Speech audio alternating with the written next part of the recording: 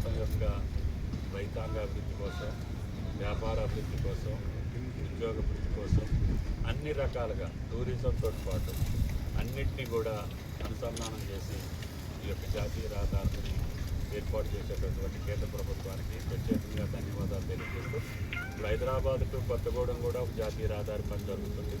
అది కూడా త్వరగా పూర్తి చేయమని చెప్పాలి. అదేవిధంగా భద్రాచలం నుంచి కొత్తగూడెం నుంచి ఏటూరు నాగారం మీదుగా గౌతాల గోదావరి పారివాహక ప్రాంతంలో కూడా ఆనాడు జాతీయ రహదారికి యాక్సెప్టెన్స్ ఇచ్చారు.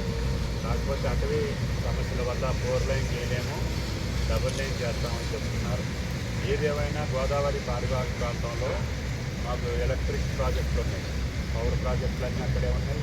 అదేవిధంగా రామగుండం ఎరువులు ఫ్యాక్టరీ ఉంది, అన్నీ ఎన్టీపీసీ ఉంది, ఈపీఎల్ ఉంది, హెవీ వాటర్ ప్లాంట్స్ ఉన్నాయి.